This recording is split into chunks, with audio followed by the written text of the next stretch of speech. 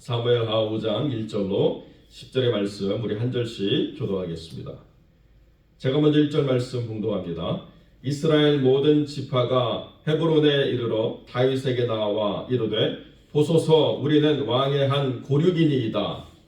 전에 곧 사울이 우리의 왕이 되었을 때에도 이스라엘을 거느려 출입하게 하신 분은 왕이시었고 여호와께서도 왕에게 말씀하시니 내가 내 백성 이스라엘의 목자가 되며 내가 이스라엘의 주권자가 되리라 하셨나이다 하니라.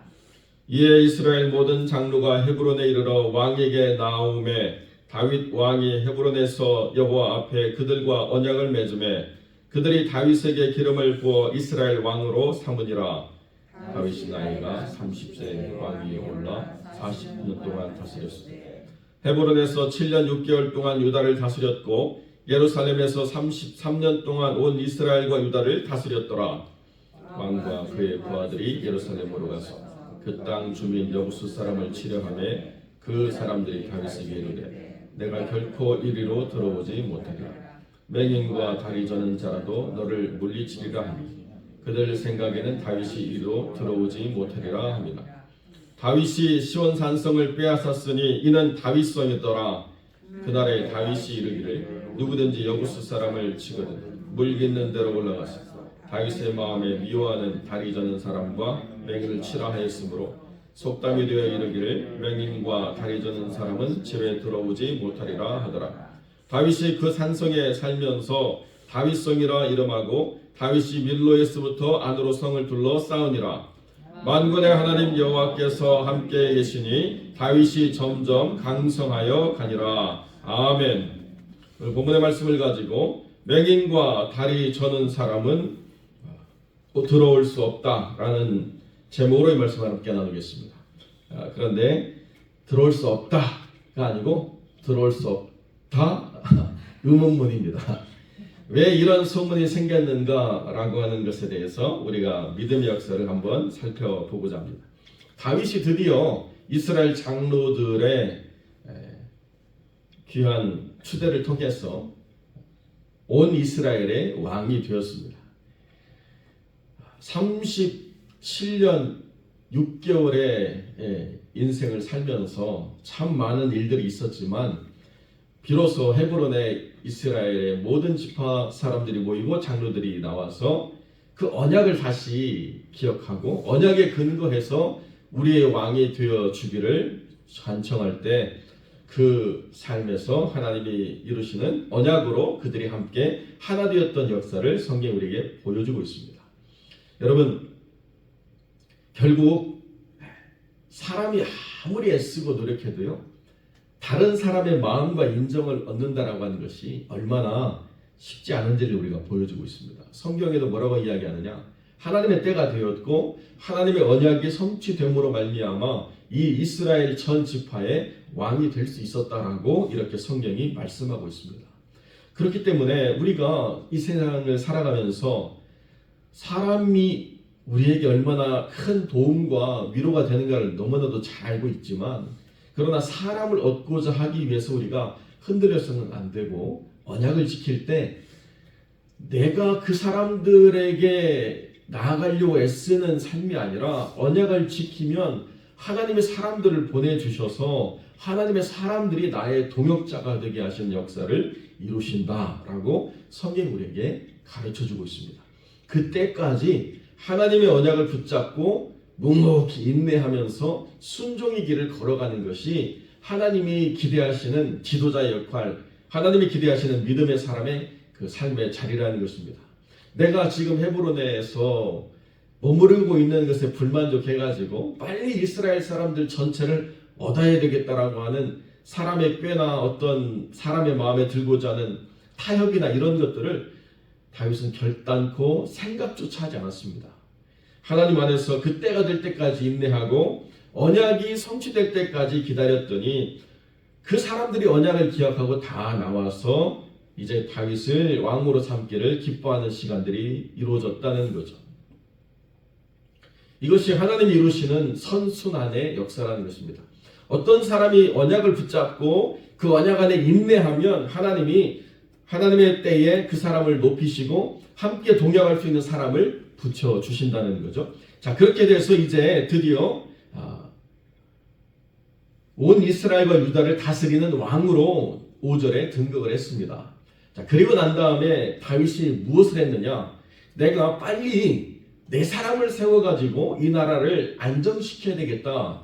내 사람 중심으로 이 체제를 정비해서 이 모든 이스라엘에 다시는 반역이나 또는 나를 위협하는 어떤 일들이 일어나지 않도록 나중심적인 어떤 조직을 정비해서 이 나라의 왕권을 내가 확립해야 되겠다라고 하는 일들을 버리지 않았다는 것입니다. 여러분, 대통령이라고 하는 직분도 4년 임기 미국에서 하는데요. 대통령 되자마자 뭐 합니까? 자기 사람 막 세우죠. 빨리빨리 자기를 지원했던 사람들 한 번 장관이라도 하려고 계속 세우고 또 2년 지나고 나면 또 바꾸고 또 다른 사람 세우고 그렇게 하는 것이 정치 아닙니까? 그런데 다윗은 그거 안 하고요. 뭐 했느냐?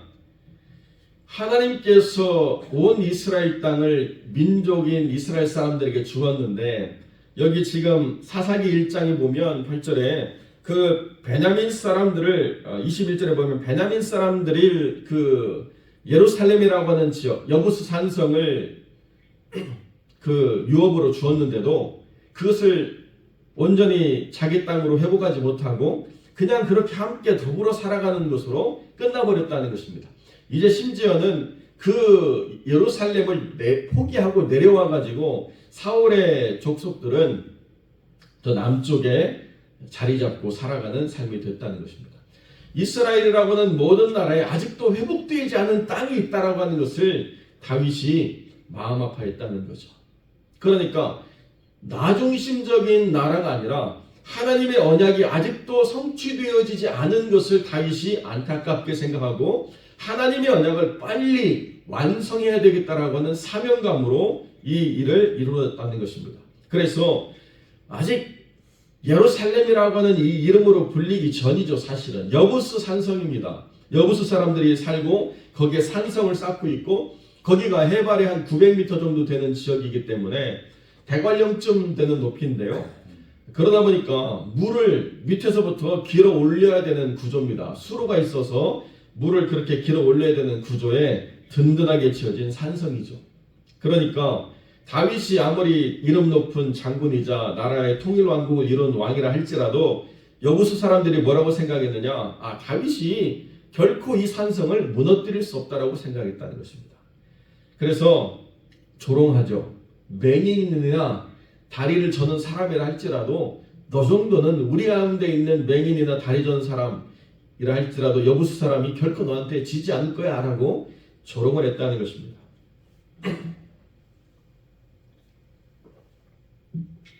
여러분 영화를 보시면 성을 뺏기 위해서 공성전이라고 하는 걸 합니다. 그죠? 성을 뺏기 위해서 높은 탑을 만들어 가지고 올라가서 그 성을 무너뜨리기 위한 뭐 여러 가지 일들을 벌이죠. 뭐 심지어는 투석기를 만들어 가지고 막 날리기도 하고 성을 빼앗는 것이 굉장히 오랜 시일이 걸립니다. 그래서 성을 지키는 사람보다 10배의 군사가 있어야 겨우 그 성과 맞서서 싸우려고 하는 그런 작전을 짜죠. 그것이 그 성을 빼앗고자 하는 사람들이 오랫동안 수고해서 이뤄내야 될 그런 노력의 결과인데요. 여기 지금 5절 말씀에 보면 40년 동안 다스리는 것 가운데 7년 6개월 동안 헤브론에서 다스렸고 나머지 33년은 예루살렘에서 다스렸다 이렇게 이야기하고 있습니다. 그러니까 이 예루살렘을 얻는 데 있어서 걸리는 시간이 그리 오래되지 않았다는 거예요. 합치면 40년 6개월이라고 하는 시간이 되기 때문에 이 예루살렘을 뺏는 기간은요 굉장히 단기간에 이루어진 승리라고 우리가 생각할 수 있습니다. 다윗을 조롱하는데요. 맹인과 다리 저는 사람도 너 정도는 이길 수 있어 라고 이렇게 조롱하니까 다윗이 어떻게 그 전략을 짰느냐? 우리가 힘을 과시하고 성을 무너뜨릴 수 있는 준비를 해서 올라가는 게 아니고요. 그 물이 딛는 그 수로를 딛고 올라가서 그들이 방심하던 때에 군인들이 성문을 빼앗고 그 성문을 열어줌으로 말미암아 그 성이 정복되는 그런 역사를 짜는데, 여러분 보십시오. 조롱당한 그 상태, 맹인이나 다리 저는 사람은 올라갈 수 없는 길이 수로죠. 그죠? 평탄한 길이 아니니까요. 오히려 맹인과 다리 저는 사람이라고 하는 이 조롱의 그 이야기들을 자기가 어떻게 그 성을 전략적으로 뺏을 것인가에 대한 귀중한 도구로 다윗이 삼았다는 것입니다. 그러니까 이게 일반적인 사고로는 되어지지 않는 거예요. 머릿속으로 우리가 성을 뺏는다라고 하는 그 개념을 생각할 때 하나님의 지혜와 하나님의 어떤 언약을 붙잡고 살아가는 삶의 그 결과물은 이 세상의 지혜가 주지 않는 놀라운 신비한 하나님의 은혜로 그 모든 것을 성취해 간다라고 우리가 볼 수가 있다는 것입니다. 그래서 수로를 통해서 군인이 그 성에 올라간다라고 하는 것은 쉽지 않은 일이었습니다. 그 경사가 굉장히 가파를 것이고 폭도 좁을 것이고 많은 사람들이 그것을 올라갈 수 없기 때문에 수로를 통해서 군사가 올라가가지고 성을 뺏는다라고 하는 것은 상식적으로 가능하지 않은 일이라는 거예요. 그런데 하나님이 그것을 가능하게 하셨다는 것입니다. 이게 머리가 똑똑하고 전략이 좋아서가 아니라 네가 나를 조롱하는 방법 그대로 내가 갚아주리라라고 이야기하면서 다윗이 하나님의 지혜를 가지고 하나님께 간구했을 때 그 소수의 사람들이 수로를 올라가서 성문을 빼앗고 문을 열어주는 그런 전략을 짠다라고 하는 것이 생명을 거는 일이었고 가능하지 않은 일이었는데요. 그것을 가능하게 하신 이가 하나님이시라는 거죠. 그러니까 이제 그 이후로 어떤 조롱이 이제 속담으로 바뀌었느냐, 다리 저는 자나 앞을 보지 못하는 사람은 문을 들어오지 못하리라, 집에 들어오지 못하리라, 이렇게 이야기하는 웃음 섞인 조롱이 여부수 사람들을 생각나게 하는 조롱으로 바뀌었다.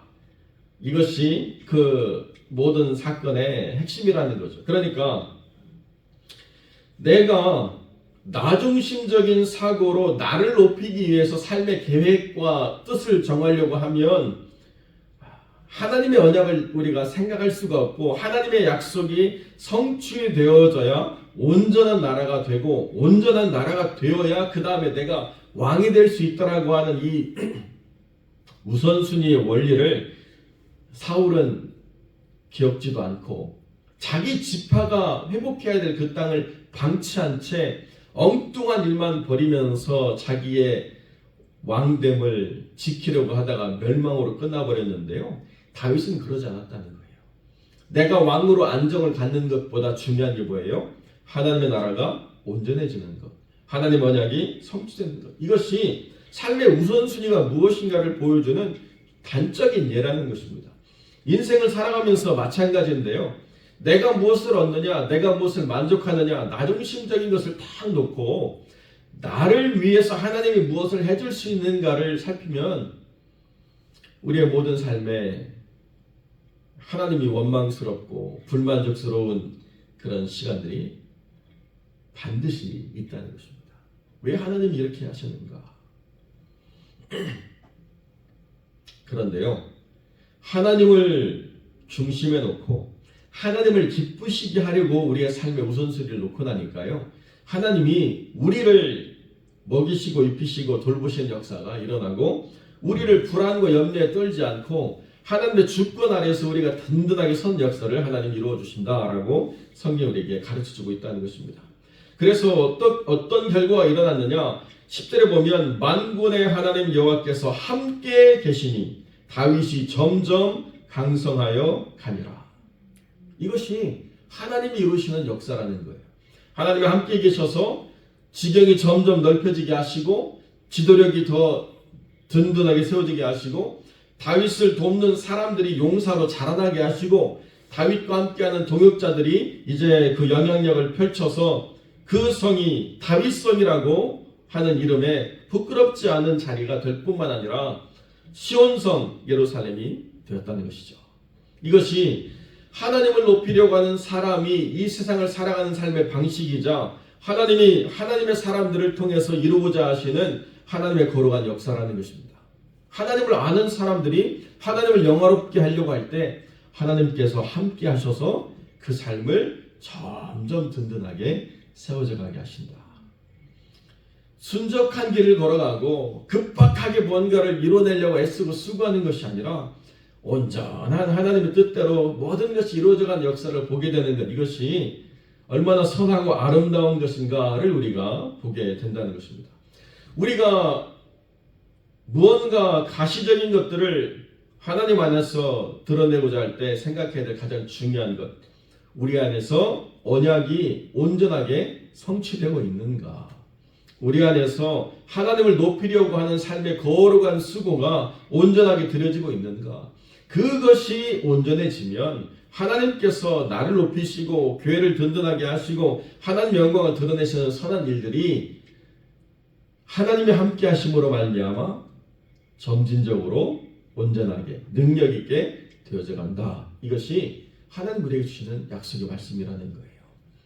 우리가 간과하거나 놓치거나 그냥 누가 대신 하겠지라고 방치하는 일들이 일어나지 않고 내 삶에서도 마찬가지고 하나님의 교회 안에서도 마찬가지고 우리가 하나님의 이름으로 다스려야 될 것들이 온전하지 않을 때 그때 그것들을 온전히 다스려 나가려고 이 내적인 온전함을 추구하면 그 다음에 하나님 세우신 역사가 하나도 변질되거나 또는 새어나가지 않는다라고 성경이 우리에게 이야기하고 있다는 것입니다. 누구든지 자기를 깨끗게 하면 하나님이 그 사람을 존귀하게 하신다. 그것이 그릇의 비유 아닙니까? 큰 집에는 귀하게 쓰는 그릇도 있고 천하게 쓰는 그릇도 있는데 어떤 그릇이 귀하게 쓰는 그릇이냐? 자기를 깨끗게 하는 자. 자기의 어떤 삶에서 자기 마음대로 자기 뜻대로 살아가는 것이 아니라 말씀대로 살아가려고 애쓰는 삶을 하나님이 귀하게 여기시고 함께 거하기를 기뻐하시고 점점 더 자라나게 하셔서 우리 믿음의 영적 지경이 넓혀져가는 삶을 이루게 하신다. 이것이 하나님이 주시는 약속의 귀중한 말씀이라는 것입니다. 우리가 새벽마다 나와서 이 시간들을 드리는 것, 그것이 우리가 이 하루 속에서 먼저 하나님 우리와 함께 하시기를 소망함으로 그 하루에 처음을 드리는 이 삶의 선순환에 몰린 것처럼 말씀을 붙잡고 살아가고 어떤 결정이나 판단 가운데서도 하나님이 받으실 영광이 무엇인가를 우리가 깊이 살피고 그 언약대로 우리가 살아가려고 한다면 하나님이 우리를 이끄셔서 우리와 함께 하시는 하나님이 우리를 이기게 하시고 강하게 하신 역사로 우리가 삶을 순적하게 이뤄갈 수 있다. 이것이 다윗이 예루살렘이라고 하는 산성을 이루고 그것이 시온이라고 하는 하나님의 나라의 상징이 되도록 하는 거룩한 역사를 어떻게 썼는가를 이게 보여주는 것입니다. 그러니까 여러분의 삶에 하나님의 시온이 임하는 것, 그것은 다른 엄청난 큰 일을 행하는 데 있는 것이 아니라 내게 맡기신 이 직분의 삶, 내게 허락하시는 이 삶에서 하나님을 먼저 높이고 하나님의 뜻을 찾는 이 삶에 아주 거룩한 기초가 단단히 쌓여져 가는 것에 있다는 것을 여러분 항상 기억하시고 내 삶의 자그마한 것이라도 내가 간구하지 않고 하나님 안에서 그 뜻을 물으며 하나님과 동행해 나가겠다라고 결단하는 믿음의 삶을 살아내시는 하나님의 사람들이 되시기를 주님의 이름으로 간절히 축원드립니다.